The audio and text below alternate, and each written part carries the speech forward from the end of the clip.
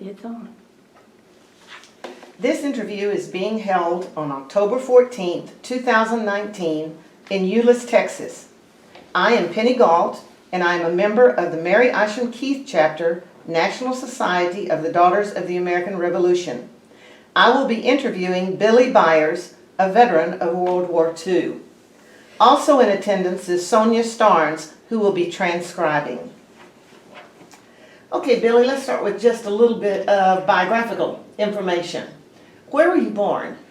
Euless. Right here in Euless. Euless. So you're a hometown boy. I'm a hometown. What year were you born? 1927. All right. January the 3rd. Oh, almost a New Year's baby. In the basement of my grandfather's house. Oh my goodness. Oh, in the basement. Now that is... It's the only house in northeastern Canada that had a basement. Oh, really? Well, I guess basements are not that No. unique for Texas. We don't need a basement that much. But, okay, what was your father's full name? Willie Lee Byers. Okay, and what did he do for a living? Oh, primarily he was a dairyman. Okay, so he owned land around here? Yes. Had a farm or a dairy? My grandfather, my parents lived with my grandmother, Mm-hmm. and they owned 110 acres along Highway 157 to Euless Bedford Road. Oh, goodness. Trinity High School's on the back side of it now. A big area of land. What was your mother's full name? Willie May Okay, what was her maiden name, do you know? Huffman. Huffman, okay, and did she work outside the home? No, Most women didn't. never did. Right, she was just, She might have worked in the school cafeteria a little bit. right, but didn't have a full-time job outside of being a wife and a homemaker, mother. Did you have any brothers and sisters? One sister, Okay, what was her name, or is her name? Mary French. Okay, and are you married or were you married? Wooded. Okay, and what was your wife's name? Boyce. Okay, what was her first name? Boyce. Oh, Boyce was her first name. Boyce Ray. Okay, Boyce and Ray was her last name? Middle. Middle name. What was her Cook. maiden name? Cook. Okay, Boyce Ray Cook was her maiden name. Right. Did you have any children, or do you have any children? I have 3. Okay, and what are their names? David, Randy, and Bill. Okay, so all boys. All boys. Got all boys. Did any of them serve, or are they serving in the military? My Randy was in Vietnam. Oh, goodness. Is he the oldest, or is he? The middle. He's the middle child. And he served in Vietnam. Do you remember what years he served in Vietnam? Was it 67?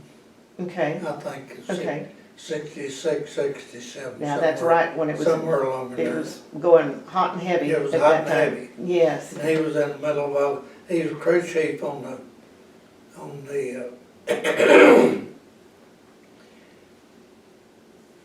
and a helicopter.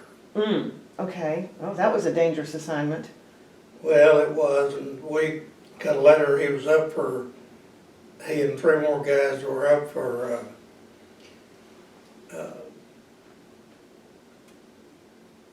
to be a crew chief on the commanding general's helicopter. Oh my goodness. And we was real hopeful that he would get it, and he did. Oh. However, this particular general was on those commando types, and his was the first helicopter out every morning and the last in at night. So that was a very demanding job Yeah. that he had. What were you doing before you entered the military?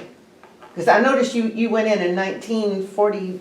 45. 45, okay, you went in 1945. What were you doing prior to that? Just odd jobs, helping my dad on dairy, and I was worked for American Airlines at the Mitcham Field for a while. Okay, okay. Now, was it American Airlines at that time? Mm-hmm. Oh, it was? Yeah. Oh, okay. Were you drafted or did you enlist? I enlisted in '44, but the Navy, but they wouldn't take me. because I had flat feet. Huh. So I had to wait till, I was drafted in April of 45. In 45, they didn't care if you had flat feet. The Army didn't care. Right, they just needed you in there, didn't they? And you were in the Army, Yes. is that correct? You were drafted into the Army, okay. Do you remember the exact date that you entered when you took your pledge or whatever it is? April 15th. April 15th, 1945. Can't tell you when I got out. But you remember when you went in? Yes, I can imagine. Why did you, okay, were you happy that, you said you had originally tried to get into the Navy, is that correct? Okay, when they wouldn't accept you because of flat feet? Right. Okay, so the Army took you. How did you feel about the Army taking you and not the Navy? Well, I figured I was going anyhow. Mm. I thought that I would prefer the Navy, but after going overseas, I'm not sure I would have. Right. Had you ever been on a ship or been overseas? I think you've been on a boat. So you thought the Navy would be a good idea? Wasn't much water in Euless. Oh, goodness. Now, when you entered, were you married? Yes. So you had already gotten married when you I was entered? married and had a son. Oh, my goodness, so you had a baby at home too, Yeah. or a little boy at home too. How did your wife feel about this? She didn't express much opinion about it. I think she planned to see I was going. Well, I think most men were. She wasn't like she was the only one. I think No. it was the majority of. Everybody was, at that time, was just going. Right, right. Okay, tell me about, let's start from the very beginning, when you first started in the Army. Tell me about your life and going into that. Well, we left Dallas and went to Fort Sam Houston on the train. Had you been on a train before? Never been on a train. So that was an experience. My second one. Mm. And we got down there and was sworn in and got our shots. And they put us in 16-man tents. A tent for 16 men? Kind of crowded, wasn't it? It was a pretty good sized tent. Oh, okay. And they were issued us our uniforms and everything. And they didn't have any shoes to fit me. I had an odd sized foot. So I had to wait, and I waited. I think I was, rather than there 3 or 4 days, I was there about a month, or maybe 5 weeks, waiting on a pair of boots. Finally got them, and they sent me to Fort Hood, and I trained in the tank destroyers. Mm. By that time, in fact, we were in formation at Fort Sam, getting ready to go to Fort Hood, and they announced that the war in Europe was over. They just signed a treaty, and they sent us on to Fort Hood and trained tank destroyers. Of course, wasn't much tank usage in the Pacific, so we went through the program, and then they sent us to Fort Ord, California, and then went on to Seattle to be shipped out. At that time, they were, of course, when you're in the Army, the information don't flow as freely as it does today. Right. And they didn't tell you anything. They put us on the 4,500 troops on a small troop transport, and was shipped out of Seattle. I don't remember the day, it was in August. Took us 27 days to get within the sight of Japan. and we had no orders. So when we came, you see the silhouette of the island of Japan, and probably 20 miles away. And they just coasted on down to and anchored in Nagasaki Bay.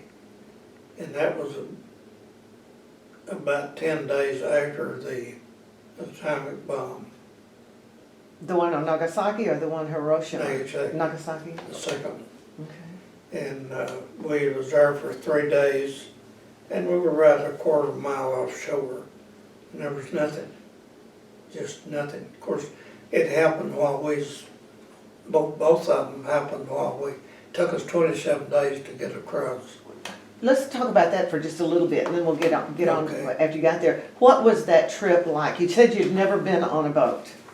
Was it a surprise? You might say that. I was probably pretty fortunate because when we first got on board, they asked for 2 clerk typists, and I could type. So I did something that you're not supposed to do in the Army, and that's volunteer. And I volunteered, and our job on the cruise, which made it give you something to do, except stand there and look at the water, was to print the ship's newspaper. Just a simple sheet, and the chaplains and transportation officer would just get among the men and talk to them, and they'd bring tidbits about it and give it to us, and we'd put it together in paper, a 1-sheet newspaper. And we had the old mail graph machine. They had to type up the, you wouldn't understand these old timer ways, but the mimeograph was a machine that you had to, Oh, I remember a mimeograph machine, you know, yes. you had to make the copy on that. Right. I forgot now what they called it. It looked like a jelly on a sheet of paper. And we'd print off there was 4,500 troops on the ship, and I don't know how many was on the crew, probably 300. And it was a small ship. And but being that we was putting newspaper out, we were considered part of the crew. And we could go to the PX every day when everybody else just went once a week. Oh, that was nice. So I got pretty popular. I could go and I'd take orders and Right. get them for the other guys, cigarettes and candy. And there was a lot of seasickness. I was going to ask about that. Did you have any trouble with it? Yes, I did. I've heard that's horrible. Not too much, but we, of course, it's the only time I ever experienced it was on that little troop transport. And in the restrooms, they call the heads, they'd have the entire width of the ship would be commodes, just like one here, and one here, and one here. And right across the aisle from you, with just enough knee room, a person could walk through it, be another row of commodes. Oh my goodness. Double row of commodes, and then a double row of lavatories, double row of commodes, double row of lavatories. And in the Navy, on Sunday, I believe, it's bathes 3 times a day. And we got into some rough water. It seemed like we was in rough water all the time. But they called on on Monday morning, they called for ship's detail and to meet in the head. I jumped out and got in front of them and went in there, washed my hands, and all the commodes, all of the lavatories were just running over beans. Oh, my word. The entire, and all of them. And that, probably 100 commodes and 100 lavatories. This is from men being sick? Everybody been sick. Goodness. I got out of there pretty quick. I bet. I went to my cabin, Oh, I from could. putting out the paper. Well, that was, oh, well, I'm sure you were very popular with that paper, though. That was the only news that they were getting, and Well, it was just, and, you know, it wasn't news from right. outside, it's But it was just what was going on what on the ship, developed on yeah. the ship. But with that many men on there, I mean, Yeah. it's like a small Yeah. city, so just what's Yeah. going on is interesting. Right. Gave them something to take their minds off what they were doing or where they were going. Everybody speaks their minds pretty plainly I at bet. that time. I bet. Okay, so now you've gotten to Japan, to Nagasaki, and you said that there's nothing, are you talking about as nothing, what are you referring to as nothing? The only thing that I remember standing was one temple, Oh, okay, just a concrete temple. Not a temple, but right, it was just a deal, 2 columns and a arch across the top of it. And that is the only thing standing. that, and nothing, was it was just obliterated? I mean, everything was just gone? Oh, my goodness. Just gone. Did y'all have to go ashore? No, that's a good thing, because at that time, you know, they didn't know anything about radiation and stuff right, like that. Right, But we stayed there for 3 days and with nothing to do. And finally the captain came on the loudspeaker and said that we was gonna have to start steaming back towards Tokyo because we was running out of food. You know, it takes a lot of food for Oh, yeah, I a lot imagine. of beans for 4,500 people. right. And so they pulled up anchor and took off, and we got as far as Nagoya and put into port and disembarked there. Okay, They immediately put us on a train and went to Takazuka, was a kind of a replacement depot. And it put us in of course, all the houses over had sliding doors and all the walls are paper. What was left? Nagoya was pretty well bombed because it was a seaport town. And Takazuka was on the interior, and it was pretty not heavily bombed. But we was there for about 3 or 4, I guess we was there about a week, and then they sent me to Kobe, where I was with an engineering company of the 3rd Division in Kobe, and we were stationed in a girls' school, a girls' college. About Kobe is real mountainous, and about halfway up the mountain. They had a wall, and 30 feet below was the streets, and the wall was built up into the compound. And it was I think it was a 4-story building with a gymnasium on the top. and we were in one of the rooms, there about 12 people to the room. Okay. And the company commander is, I think is the 28th engineering of the 3rd Division. And I was there about 6 weeks. I was in G2. What's G2? That's just a designation for information. Okay. And they called for volunteers for, again, so I volunteered.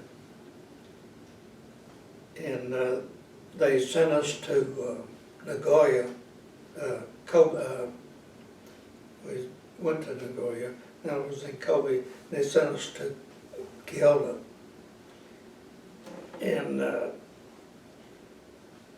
when I got there, we walked into this, it was a baseball stadium, and I'd never seen anything that large in my life. It's 130,000 people it would hold. Oh my goodness. And this was back in '45, before the biggies, but they did have a big station. And we were doing clerical work, and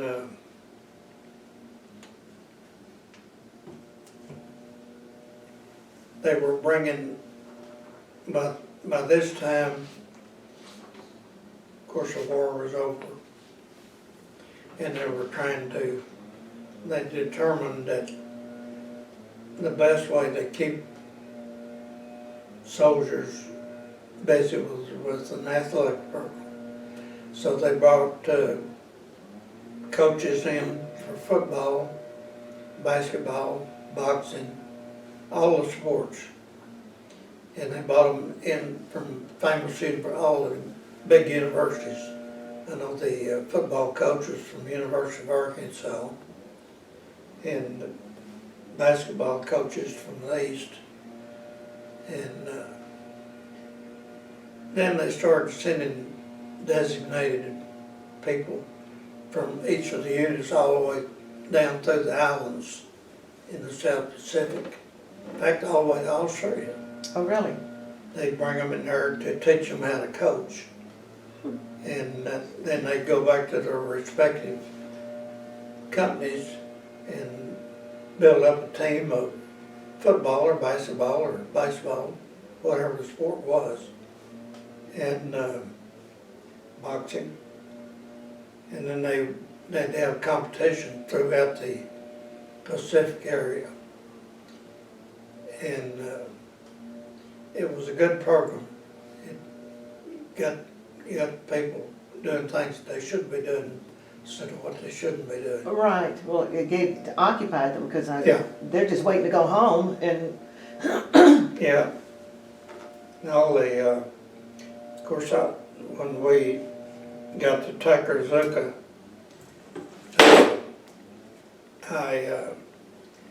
they put me in a room with a bunch of veterans that had come up through all the campaigns in the islands, and they were,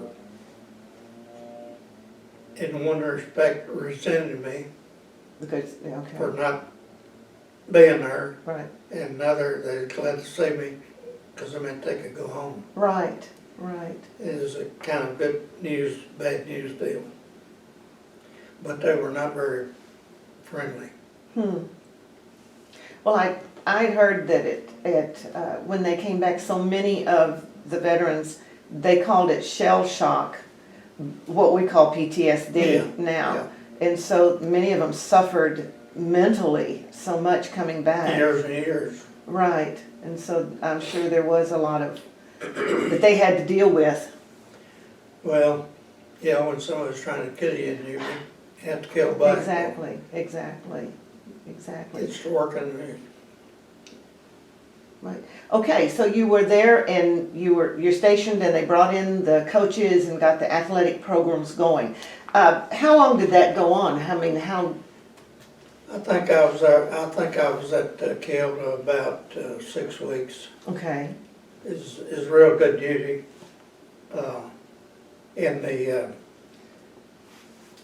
we slept in underneath the stadium. All the bleachers were above us, and I was right. My cot was between two big concrete columns. Of course, they built things for earthquakes over there, you know, and that's not pleasant either. But I could step out of my cot and dive into a steam-heated swimming pool. Oh, It was pretty nice. I imagine. That was nice. Did you experience any earthquakes while you were over there? Yeah, Oh, really? 2 times. Oh, really? Well, tell me about those. It's weird. There's nothing you can hang on to because everything's shaking. They were not violent. They were just tremors. Right. But they get your attention. I was saying enough to get your attention. Yeah. That is for sure. Well, goodness. Okay, so you were there for like 6 weeks. Then what did they do? Did they get you ready to go home, or? I went back to Kobe, and by that time they were going home, and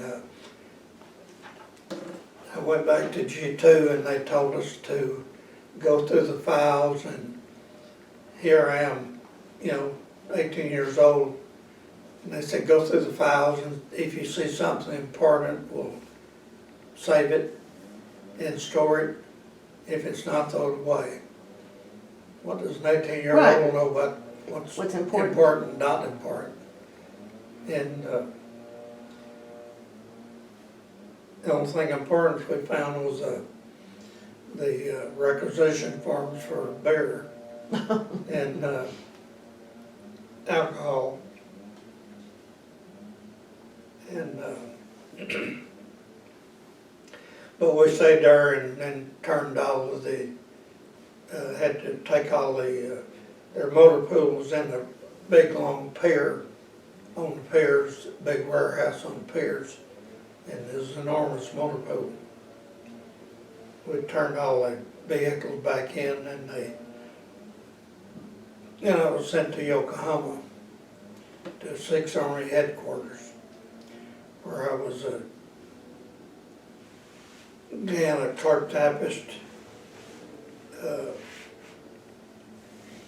and we were filling out forms to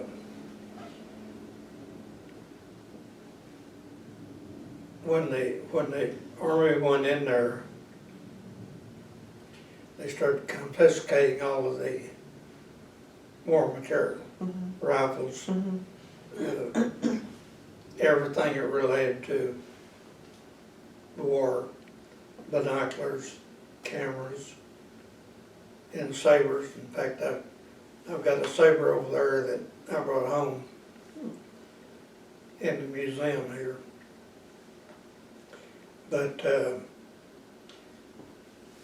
they had these barges 40 foot wide and 80 foot long, and they just pile all this stuff on.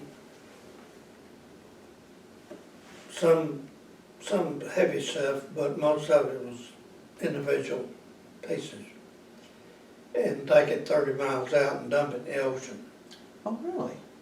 And just to get rid of it. Because nothing of military use was to be left. Oh, okay, so they're taking all of this as being requisitioned Yeah. from the Japanese? Yeah. Okay.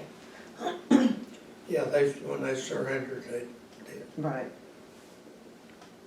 Of course, the original idea of when we left Seattle on that boat was we were being sent as cannon fodder. Because they thought at that time they thought they was going to invade Japan. But then the 2 bombs Right. change their minds, so got rid of that.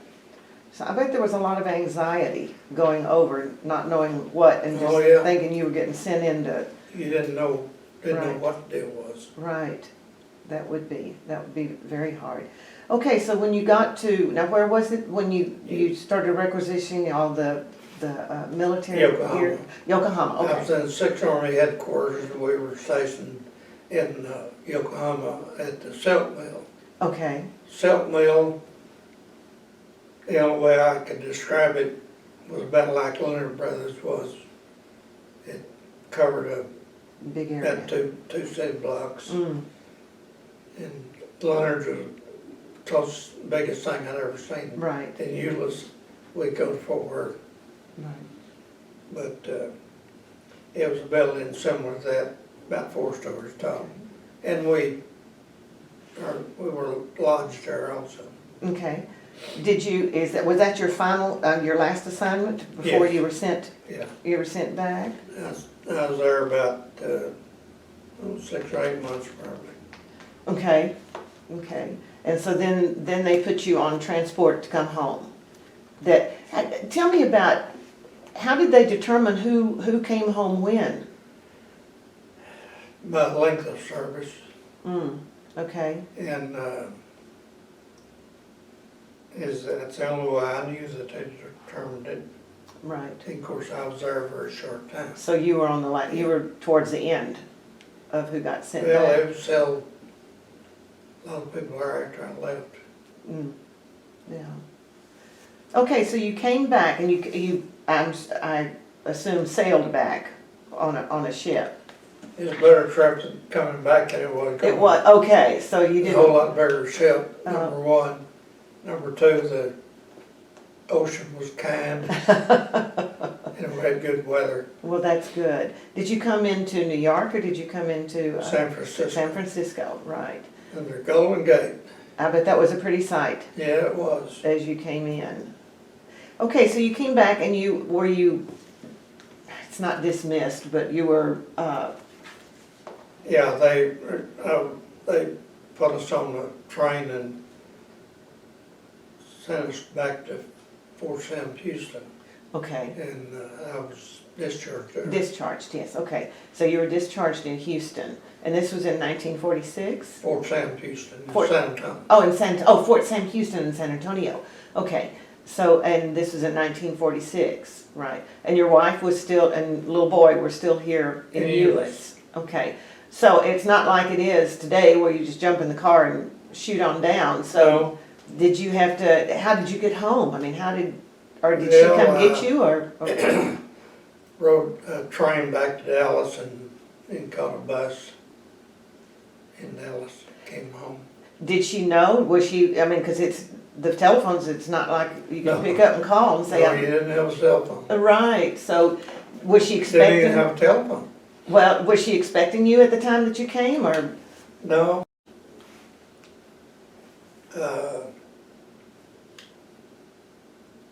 There wasn't nobody at the bus to meet me when I got off in Euless, so I had to walk a mile. Oh my goodness, because she didn't know you were gonna be there at that. I bet Yeah. that was a pleasant surprise when she saw you coming up to the door. Yeah, I got home about 6 o'clock one evening. Hmm, It's about this time of year. But I enjoyed everything that along the way. right. I had a good time. Well, that is good. And then when you came back, were there a lot of men? I mean, I don't, not from this area, so how big was Euless? Were there a lot of men returning at that time? I think in 1950, Euless had a population of 110. Okay. So when you came back, were there other soldiers on the bus with you when you came back, or were you the only soldier on that bus getting off in Euless? I was the only one that got off in Euless. So you were the only returning soldier that day in Euless. I bet, was the community, what was it like here? It was just as country as you can get. Oh, okay, so I guess the celebration of the war being over was already past, Yeah, because that had already passed, and it had been a while. Blooms off the sage as far as that was concerned. Right, things just move on. When you were in the military, who was the most memorable person that you remember meeting? That, it doesn't have to be somebody famous, just someone who really made an imprint on you.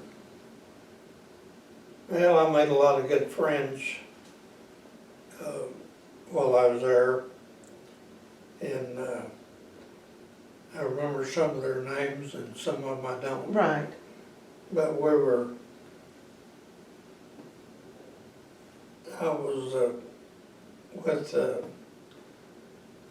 guy from New York, Laverne Enrich, and a guy from Charlotte, North Carolina, and several from Texas. All was good friends. Right. And the guy from New York, close to Niagara Falls, he and his parents came down here. And I guess at 47, and had some friends from Indiana that came down, and one from Carolina came down, and then I kept up with the ones here in Texas for a while, but you know, I'm the only one that stayed still, everybody else moved. Moved on. Well, and life goes on. Yeah. You just get busy with life. Yeah. That's true. How did your wartime experience, how did that affect your life? Oh, I don't think it affected it greatly. I wouldn't